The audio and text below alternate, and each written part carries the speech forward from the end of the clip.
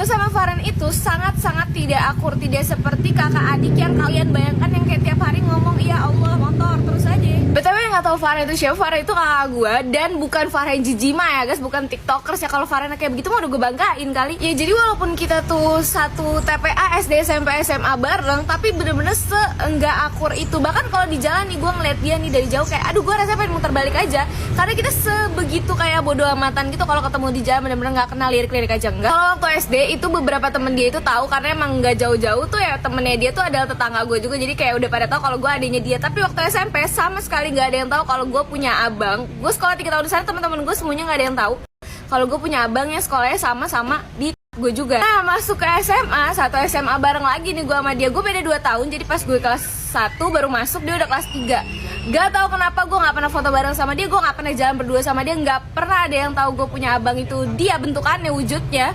Tiba-tiba teman-temannya itu pada tahu kalau gue adiknya dia. Jujur li kayak gue sampai sekarang masih bingung mereka tahu dari mana kalau gue adiknya si Farhan, karena kita berdua sama sekali yang tidak menunjukkan bahwa kita kenal aja tuh tidak. Dan saat mereka tahu nih, saat teman-teman si Farhan tahu kalau gue adiknya dan juga teman-teman gue tahu kalau gue punya abang di satu sekolah yang sama, itu tuh kayak mereka sendiri yang heboh.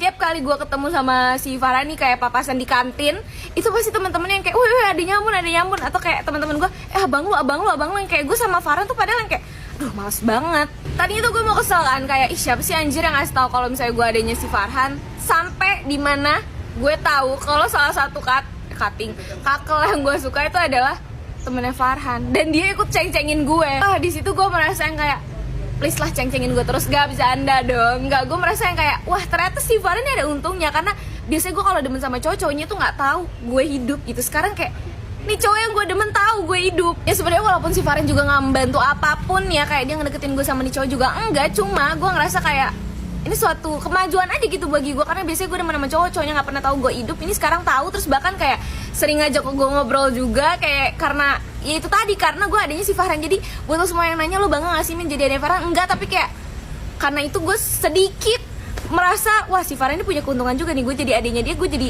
bisa lumayan kenal sama cowok walaupun cuma sebatas kenal aja.